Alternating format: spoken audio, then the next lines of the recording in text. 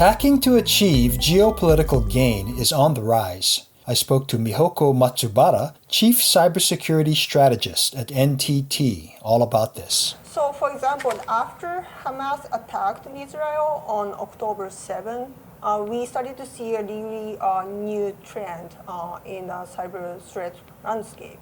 So, for example, pro-Russian criminal groups like Killnet used to attack Ukrainian organizations, but also organizations in the countries that support Ukraine, for example, United States and Japan. But after October 7th, those pro-Russian hacker groups started to attack countries that they claimed to be supportive of Israel. And now those hacker groups started to attack Japanese organizations, for instance. So that is why paying attention to new development and geopolitical tensions, and also tied to what's happening in the cyber threat landscape. Is that a sign of things to come? So it really also, in terms of what's happening in the Middle East, it's all up to how much the conflict will escalate up to a war.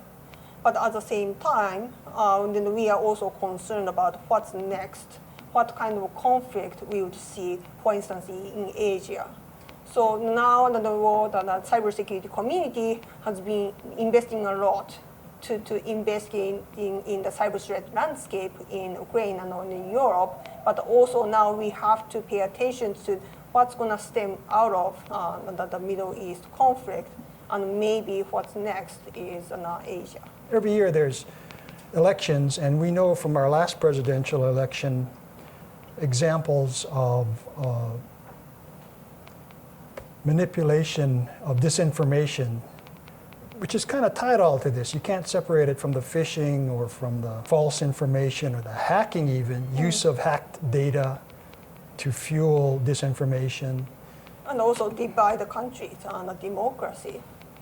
So that's really concerning. So your country, the United States, having a really big accreditation campaign going on, and then the next election will happen in November 2024.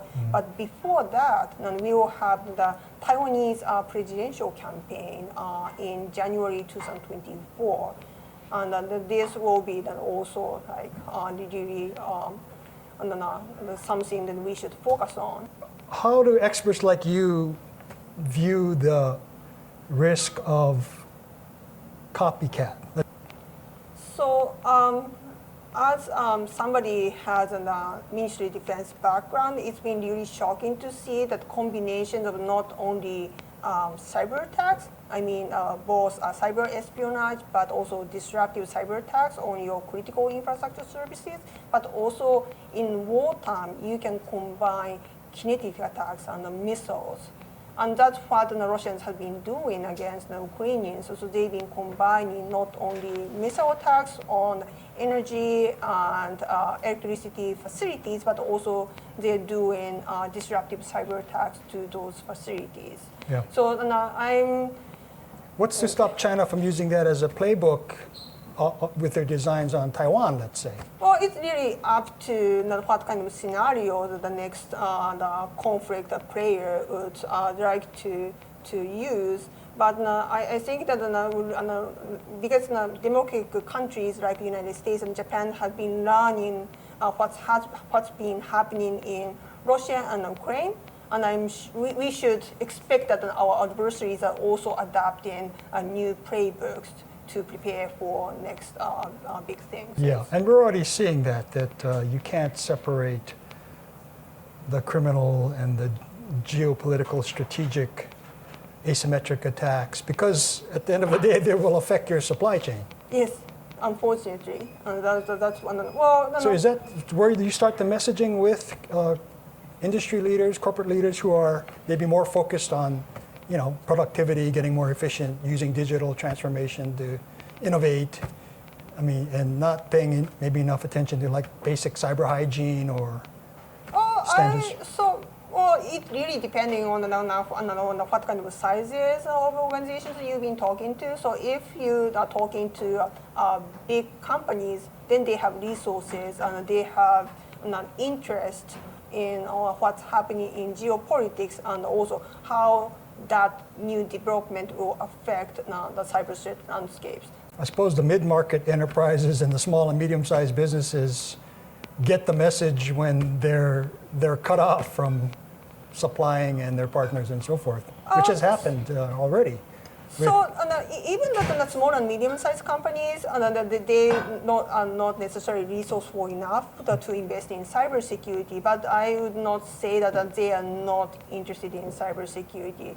They have legitimate concerns over cyber attacks on their organizations, but they just do not have enough people to help them and breaking down the complicated concept of what kind of cyber attacks are out there to disrupt their business operations and what kind of reasonably priced cybersecurity solutions are out there to help them. So looking ahead, what do you advise for company leaders in 2024 and beyond?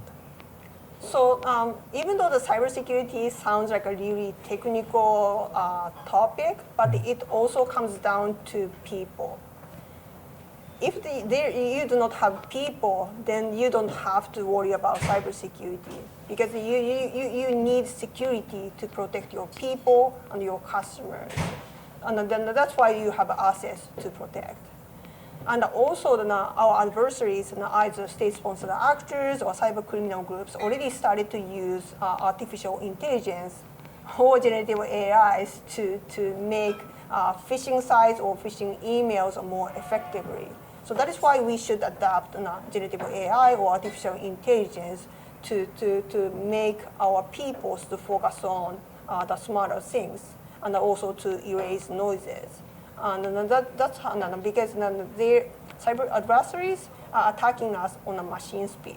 So that is why we need to adapt on a machine speed to deal with those increasing cyber attacks. Well, thank you very much, Miho. Thank you so much for having me.